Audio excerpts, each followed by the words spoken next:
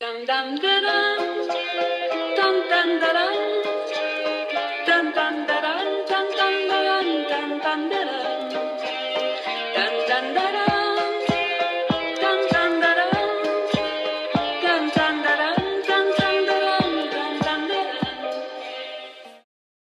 Nikujan, thank you for being here with another episode with Chicago Business Community. What we've been doing so far is talking with Chicago business owners around the city in all sorts of businesses, not just like one area. And the reason I wanted to speak with you is because you have a very unique business, and it's definitely very interesting. And I wanted to learn more about it and listen to your story. I'll let you kind of introduce yourself, how this all started and came to be. Sure. If you want to go into your background and kind of like the natural path or flow progression. So my name is Niku. I am co-founder of Paris 312. We do party decor. We just do them a little bit differently. Our whole concept has always been that we are trying to go for the non-DIY crowd. Mhm. And this resonated a lot with me because I am not a DIY person. I do like beautiful things. I have a certain standard that also I felt that if I wasn't an expert at something, every time I would DIY, it would not get to the standards that I was looking for. Mhm. And so we definitely specialize in balloons. That's how we've built our recognition, I guess, in Chicago. But we now have florals, we have rentals, we have backdrops. So we have a bit of more of a well-rounded experience Right. for our clientele. The background, so really I kind of dipped into this. The story of Paris 312 really starts with the fact that I am a consumer. So I studied biology at Concordia University in Montreal. So it has nothing to do with what I do today. Mhm. That doesn't mean it was wasted. I think Yeah. all education has value and brings you something. And Yeah. I think my background in science has definitely helped with being methodical, problem solving, looking at things in details. And we do sometimes run our balloon business a little bit like scientifically as well. We really are well scientific versed. method. Yeah, we have a Yeah. lot of science of balloons. There's a lot Mhm. of science to balloons, and a lot of people don't realize that. We think it's a fun product, and it is, Mhm. but there's a lot that goes behind it as well. Absolutely. So that comes in. But the real passion or the real start for Paris 312 was the fact that I like celebrations, Mhm. and it was becoming very difficult and stressful for me to host these events. And I thought it was taking away from the experience. So Okay. anyone who's ever had to plan an event, Yeah. I wouldn't be surprised if they've had a moment like the party hasn't even happened yet, Yeah. and they're already over it. They're like, I can't wait for this It's event too to be over. much. It's too much. Yeah. There's too much to calibrate.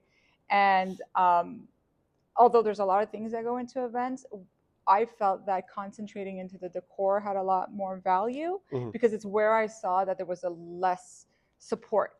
So when it comes to music and food and other things that go into even venues, there's a lot of options. Right. When it came to decor, it was very much like either you go to very high skilled professionals, which Mhm. makes a lot of sense for events, but maybe not all of the type of events that you're celebrating. Mhm. Not all occasions need that level production.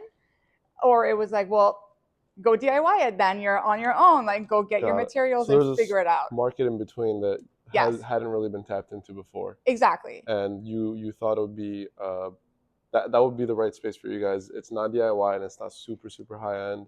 Exactly. Right. So I always compare, especially when I talk to men, because they have more experience with food than they do with party decor.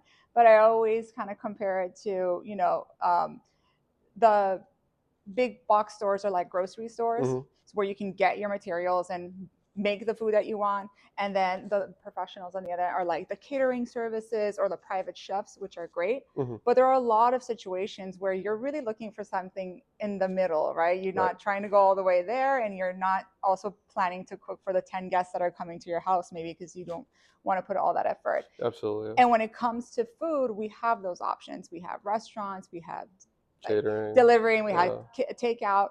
When it came to decor, you just really didn't. Mhm. And I guess the other thing that made it really valuable in my eyes was that, humans in general, we are visual.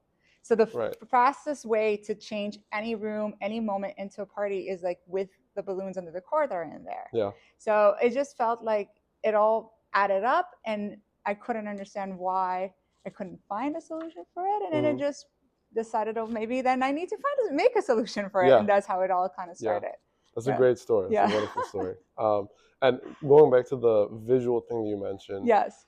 when I'm eating food and there's more color around, the Yes. food tastes better for some reason. I don't know if that's a thing or not. I think I don't know if maybe it does enhance, but I did read somewhere where the minimalism of design that we have in the past few years, like I'm Mhm. talking about the past few decades, it's actually been not so great for the brain. So I think the brain likes the complexities of different color tones Mhm. and textures and dimensions. I just think that anything, when there's an aesthetic approach to it, Right. does bring a little bit more excitement Yeah. to the experience. It's less So boring. yeah, so Yeah. maybe that's why you feel that way about food as well, Yeah. because your brain is getting stimulated in ways that maybe you're not even realizing. So Mhm. that's a really good point. Yeah. Yeah. When I was reading your website and really looking deeper into Paris 312, is it 312 or It's 312? Paris 312. 312, okay, But you know, most Chicagoans do Yeah. say Paris 312, and Okay. we take it as a term of endearment. It Yes. is, yeah, absolutely. So I was seeing a lot of Parisian influence. Oh, interesting. So Okay. I wanted to ask you about that. How did that resonate with you? Why was it Parisian influence that you really? The Parisian influence? Yeah. Oh, yes. So the Paris part of it, so there's different reasons. So this is a product that obviously comes from my own experience. I grew up in Montreal, Canada. Right. So I grew up with a very French influenced environment, Mhm. which also means that there is like an unnatural or not an unnatural, but almost an unconscious experience of joie de vivre. So joie de vivre in French, really, if you translate it, just means like the joy of living. Mhm. So there is definitely something appealing about just enjoying life, and I think that's something that a lot of Americans, when they think of Paris, is one of the things that resonates with them, is what makes them really love France and the French culture. So the thought process between Paris 312 was, I like celebrations. Mhm. I find celebrations is a way of expressing joie de vivre, because Mhm. you bring the people that you love, you're commemorating moments that are really important to you. However, I live in a time that's very hectic Right. and very stressful, and I think that's where the Chicago part comes from. It, this is a cosmopolitan city where Mhm. things go really quickly, and it's business, no nonsense. So how do we blend in these two things of joie de vivre with a very hectic type of busy lifestyle that most urban people are kind of like experiencing? So Right. that's really where the name comes from. And I guess a lot of our designs are influenced by the charm of what Paris represents. Yeah. Yes. So It's there's a certain cuteness to it that like other cultures may not really have. yeah, and I think like any other business, you have your own style or your own identity, and Right. that those are the things that I liked, and people in our team who've come in to Mhm. design or market, whatever, we all have this common love for Paris. Yeah. So you'll definitely see it through the website, through the products, through Yeah, the marketing, and through the absolutely picture. did. Yeah. Yeah, So yeah. that's where it really comes from. So moving on to the operation side of things, Yes.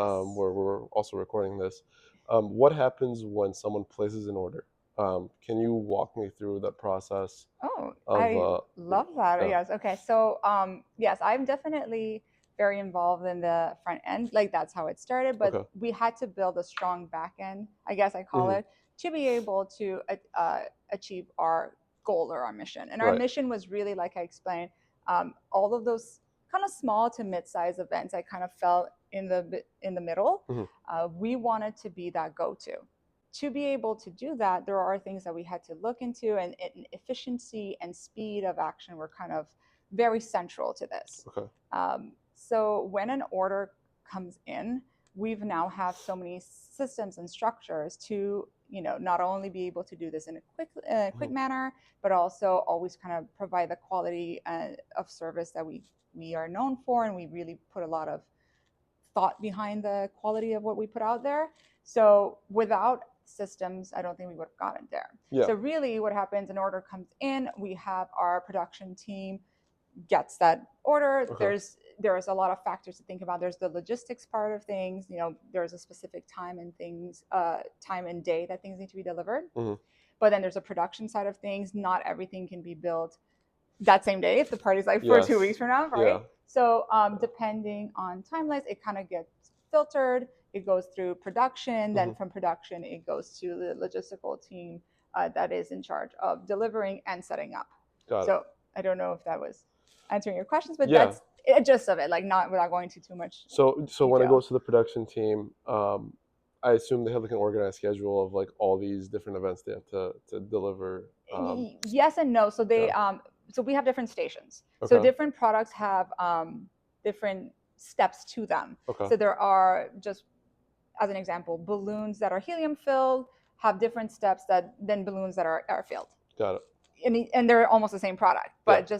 just because of that, they have different life cycles as well too. The float time is very important for helium products. So when you inflate them and how you inflate them is very important to put notice on. So the team downstairs doesn't actually know all of the events. Depending on the stations, what needs to be done today, tomorrow, in that sense. So it's kind of breaking that into steps, and then same logic is applied for like florals. We do florals, very different than balloons, right? Because they can die, they can wilt. So they're very different steps, but we have broken it down and created a same pattern for the team downstairs.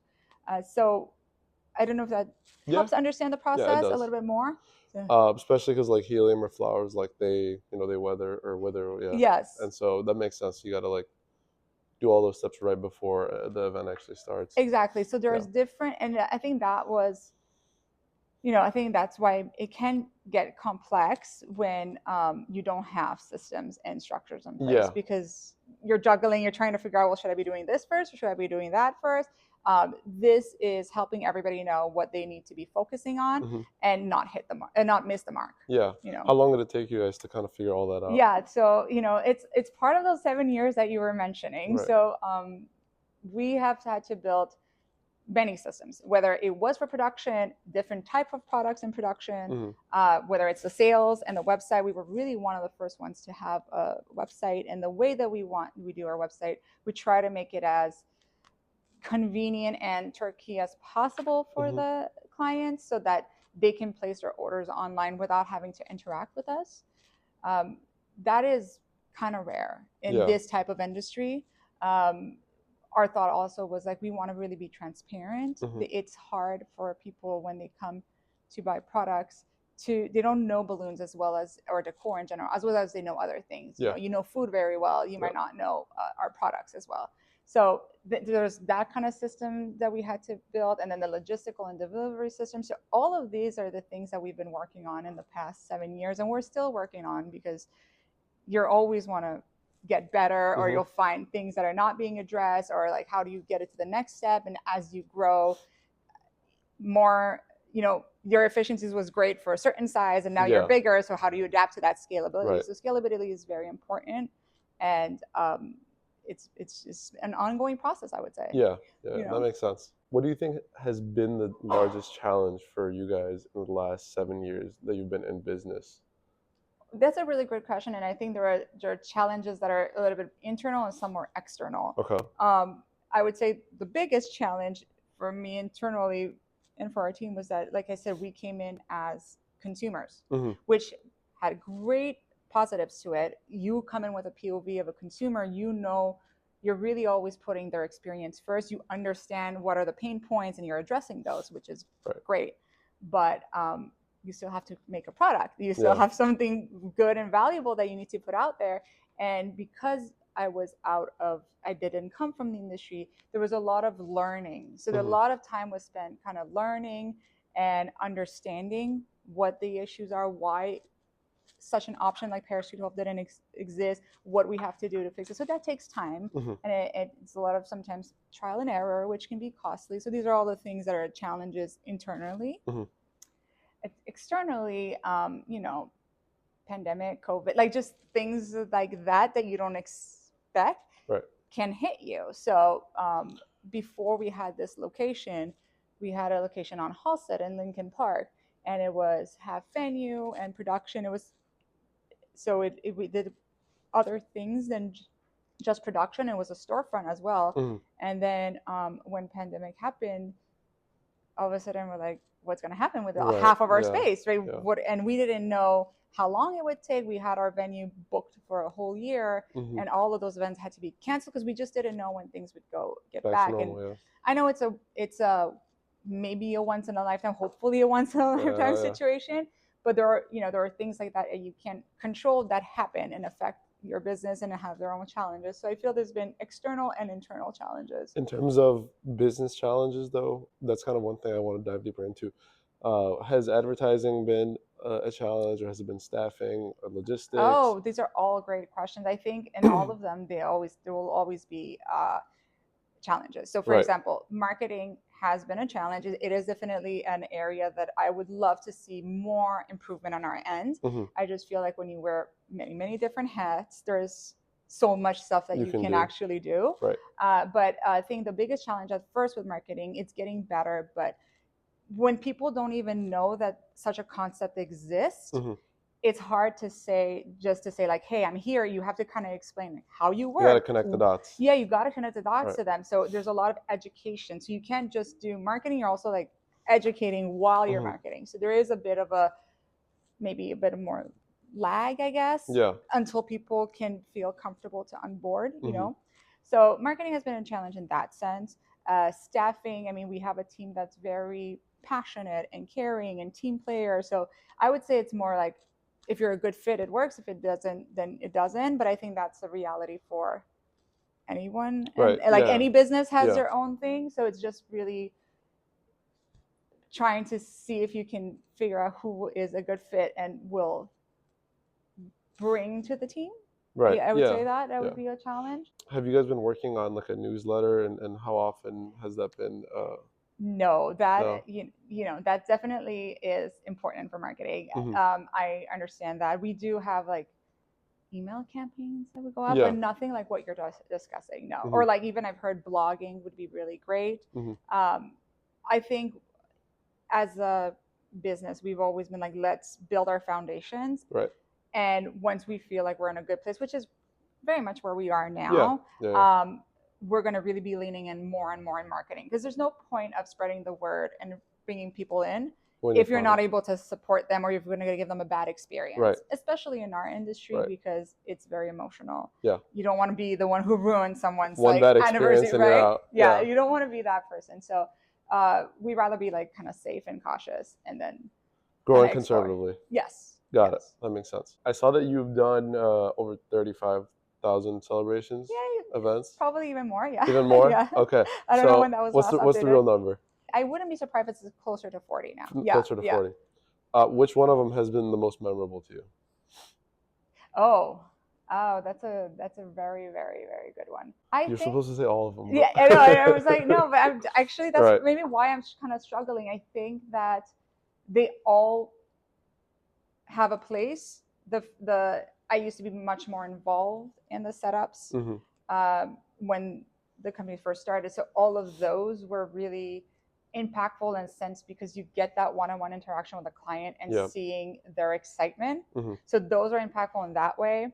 Then the like newer events, it's like, how far can we go? Like, what are the things? We have a structure, and we can't go out too much of our structure because we lose efficiency. Right. But it's like seeing how far can we go within this structure, and what can we create, and how are we transforming these events and these venues with our model that we've created, with our business model that we call Ready to Party. Yeah. So with our Ready to Party model, how far can it go? So I think the excitement now is on that end. Got it. If I'd have to say one that really kind of sticks out to me is probably when Uber went IPO. It was a huge order, and it was all like foil, and like our whole team had to get involved. We did their whole headquarters, and I think that was like the first real big event that we had done. It was just like that. I think would be probably the first one. And that was in Chicago, correct? That was in Chicago, and that was a few years ago, because I don't remember when they went IPO, but it was a few. Right. Yeah. That's awesome. Yeah, that's it was great. really cool. So Niku, what is next for Paris 312? What's your vision look like for 2025 and 2026? The next steps, we believe that the Paris 312 concept is good for many people, Mhm. not just where we are in Chicago. We have a very loyal client base. They've been with us from the beginning, and we always get more through referrals, through just seeing us, of course. But the reactions are always very positive, and how like easy it was, and how much we saved the event because they came in last minute and they didn't even think they could find something, or how we made it so easy for them, or seamless and whatnot. And these are valuable experiences Mhm. that we're offering. And I don't think that it's a niche type of people who would like this. I think most people want an experience that easy, seamless, but gets them a great result. Mhm. So definitely growth and Yeah. having more locations. We want to reintroduce our storefronts. Yeah. I think we see that even though the website is very robust, people want to come and interact. They want to see things in person, and that's part of maybe being visual, like we talked about. Right. People want to have that interaction with us, with some of the products. So those are definitely things that are on our mind. And I also said we need to lean into marketing. So Yeah, definitely yeah. that's going to be part of the focus. Those are going to be things that I'm going to be maybe concentrating on more. So those are definitely the next milestones for us. Got Yeah. it. So you guys like host a lot of, you only really host events for other people. Right. How often do you host events for Paris 312 and kind of bring people to? That's a good question. So Jenny, who used to do our marketing and our photo, she used to say this common sentence of how the shoekeeper's children are always shoeless. I'm definitely ruining that expression right now. We are undertaking such big projects. It might not sound always that way, but because we're kind of discovering it a lot and we're doing it the Paris 12 way, we are so enthralled in what we do. Sometimes it takes us a moment to kind of be like, oh, this happened this year. We're like, oh, Christmas is around the corner. We haven't even thought about our holiday party. Yeah. And that's all we do is parties and holiday parties. I think it's just the reality of when you have certain goals and they're big goals and you're kind of tunnel visioning on those. Mm-hmm. So I don't think we haven't done them as much as we should, or Right. as much as we would love to. But I think it's also a thing where once you get established and things are kind of working and your systems are all, that opens up opportunities for more of those. Mm-hmm. So that's the real answer of Yeah. it all. Yeah, no, that's fair. Yeah. Kind of building off of that, how do you balance personal life, work life? You're a mother, Yes. you're a wife, all of that. How does that go all together, as well as being a co-founder of a relatively large business that takes a lot of your time? Yeah. And we've also started another venture, which we could talk about. Right. So yeah, there's Yeah. a lot going on. Okay. I think it's a great question, and I don't know if this applies to everybody, but for me, really, I don't know if I don't even know if there's such a thing as balance. I think it's very much, you kind of pick 3 time blocks. One's really big, one's medium, and one's really small, and you have to allocate the priorities in those time blocks. So definitely business, because especially in these kind of stages, takes most of my time. Mhm. Right? There's no way around it. After that, I have to dedicate it to my family, to my child, because you don't want to be neglecting that. And then the last bucket, I would say, is where everything else goes. So Yeah. whether it's health, friends, traveling, whatever, just kind of falls in this bucket, and it's very much up and down. Mhm. It's seasonal. It's seasonal. Yeah. It's like there's 2 months. I'm like, yes, I've been able to run again, and then for 3 months there's been no running, and so it's a lot of ups and downs, and you kind of have to decide. Yeah. And I assume your organization with time throughout the day, it becomes more and more strict over time. Is that right? Or yes. Well, what happens also, it's when you're wearing different hats, mm-hmm. you also switch out. So you make a very nice plan, Mm-hmm. but also something can happen and you're like, I wasn't expecting to be doing this, but now this person could not make this, so now I have to take over. So I feel like there's a lot of adapting to the situation. So you do definitely value your time, and you need to, because not only there's a lot to do, but I Mhm. also feel like at any time more things can be added on because you have to adapt to a situation Got it. that you were maybe not expecting. So it's definitely the thing that you always feel like you never have enough, Yeah. which is time. Yeah. Yeah. Fair. Makes sense. Yeah. What's the new venture you're working on? If you'd like to elaborate. Yeah, a I little would bit. definitely love to share. So, and we could definitely have another meeting about it Yeah, if that helps. Through our experience as Paris 312, we've created a software called Balloon Color Match, Mhm. which is very helpful for anyone in the balloon decor industry. The short of it is basically they can use their inspiration pictures to create palettes and find the right balloon color match or the closest, anyways, to their inspiration pictures so that they are spending less time trying to figure out designs and less time trying to source items. We will just tell them, like, these balloons will be able to give you the closest to your inspiration. These are the brands that sell it, and so and so. So yeah. is this for other ready to party, companies? Is this for people who are setting up their events? Who's it exactly This for? is for anyone in the balloon industry. So it doesn't have to be a ready to party concept. You remember how Okay. we talked about the professionals? Right. Right. Yeah, I think this is very helpful for anybody who is dealing with clients and is in charge of design. So one thing that Event planners. is, yeah, so one thing that is complex, I guess, in this industry is that, you have the front end of dealing with clients. You also have all the mental work of designing, but then you have the physical work of building things. Right. So I feel like anything that you can bring into that experience that can make it a little bit faster or simpler has a lot of value for the people in the industry. It makes sense because you're kind of limited to the Chicagoland area, or like how big is your territory that you guys serve? That's a good question. We do Chicagoland and the suburbs as well. Okay. So western suburbs, northern suburbs, and some of the southern suburbs as well. But there are people in the industry that go even further than that. Yeah. So if anyone's not within that territory, yeah, this new venture is something that could help them. Oh yeah, it with has designing and the mental work. Yes, it's really for anyone who Yeah. is, because that's the great thing about a software, right? About Right, a platform. It's not limited to a region. It's really a tool. Mhm. A little bit like how Canva is a tool to help you create designs. It's Yep. really, and it depends on how you want to use it. So right now, because we're so much in the balloon world, definitely that seems to be the people who would get the most advantage out of it. But there could be others like event planners, florists. I feel like they could also enjoy some of that. No, that's awesome to hear. And Yeah, congrats thank you. on the new venture. I Thank think you. there's a lot of opportunity there.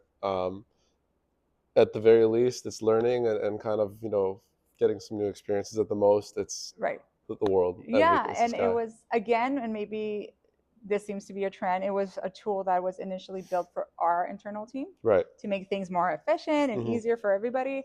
And it was just that aha moment that, like, if it works for us, why wouldn't it work for anybody? So it feels like there's a lot of personal, the same way that I said, like, I was a consumer and then was like, well, we need something like Paris 312, which, to be fair, now with like Party City not being in business for very long, I'm wondering if that's going to help people to even explore and find us even a little bit more.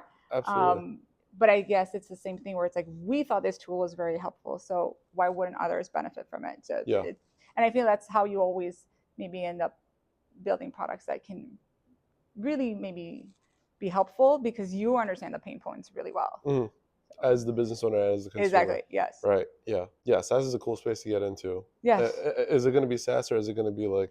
Okay, you are now asking questions that are way above. So as you know, Ali is also co-founder, and definitely anything software, even everything that's like structures and operations is very his influence. Got it. I think it's nice when business partners and co-founders are complementary. So even though I'm very much the user experience or client experience, I do not know about the backend stuff, especially when it comes to software. So it would be a great question to ask. That was actually what I was going to ask next. Is your co-founder is also your husband, Ali. So how do you guys like complement each other? And I guess you touched on that. What are the things that you're really good at, and what are the things that he's really good at? And then, because that's like the formula for the best like startup or business, co-founders is like you complement and you don't really overlap, so you don't like step on each other's toes. So when you go into business, you like something Mhm. and you are hoping to be doing a lot of that. So let's say you open a cupcake business. You Mhm. love baking, Right. right? And then you decide that you're going to go venture out on your own. The reality is, a lot of the success, no matter how good your cupcakes are, Mhm. is having that like business understanding behind it, because you're also running a business. Mhm.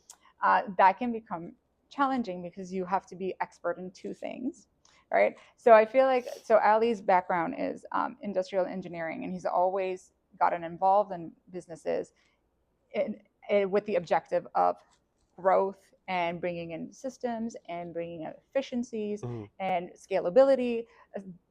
Luckily for me, I had such a great like resource Right. that helped me Yeah. with that part of like running a business. But at the same time, you need to know what you're creating and why it's helpful and how you're going to market and how you're going to talk to people about it. And maybe that's, that's what I bring to the table, Mhm. because, maybe no surprise to you here, but like balloons and decors and Yeah. flowers are not necessarily like Ali's passion in Yeah. that sense. He definitely understands the value of it, Yeah. but that experience and that understanding of how I would want to experience this product, that comes from me. Got So it. that's how we really kind of complement each other. Okay. No, Yeah, that's yeah, great. That makes right. sense. I figured it'd be you're more involved with like some of the design elements, or like the marketing or things like that, and Ellie's like more back Yes, end. but I feel like Yeah. also as partners, you still have to be able to understand each other. So it's Absolutely. like Yeah. he's always giving input also on the marketing and like the planning of things and the strategy of things. So it's, you can't just be good at what you do and not Mhm. have You have overlap. no Like you idea of have, what's yeah, going you on. have to Yeah. have overlap. Absolutely. So you have to Yeah. take that into account as well. Makes sense. Do you have any general advice, maybe, or tips for someone who's younger, starting out their journey? That's an interesting question. And I feel like when you look at your, like when I look at our history and everything you've done, there might be a lot of things along the way that you're like, maybe I wouldn't have done this way, or maybe I wish I had done it differently. Hmm. But I think regretting those things are not always useful, because they're part of your learning. Right. But the one thing that maybe I wish I had known beforehand, and it's what I would like to share, and I think that would have been helpful, is that there isn't really such a thing as an overnight success. Hmm. I feel like there, a lot of the conversation and narrative around businesses in the past years or so kind of warps things and make it look like, someone just started something and then like a week later, Yeah. it was a hit and it's Yeah. everywhere. But when you, and I guess I was also influenced by that, Right. thinking that things would go faster than I thought. But then when you start looking into the real history of businesses, the real story of the model, you realize that they've been working on what they're working for many years before Yeah. you even heard of them. Yeah. It's just that no one's going to talk about that. Like, there's nothing juicy to be talking about. Like, for many years, I was kind of like growing slowly. The fun and juicy thing to talk about is the meteoric rise, Yeah. let's say. And I don't know who was said it. I think maybe it was Jeff Bezos or whatever. But overnight successes take 10 years to happen. Yeah. And I wish that I had understood that a little bit more, because throughout your process, you're going to be like, well, how come things aren't working out for me the way that I thought? Or why aren't I hitting the milestones that I was expecting to hit? And it might not be that you don't have a good product or you're not doing the right thing. It might just be that you have a wrong expectation of timelines. So Mhm. you just keep going at it, be patient. And then, if you're building something that really is useful and you feel has potential and it can help, then it'll get there. Right. So, Well, thank you so much, Niku. yes, It's of been course, great pleasure. chatting with you. I wish you all the best, and hope we can actually, help spread the word a little bit Yes. about Paris 312, Yes, of course. and do our part at least.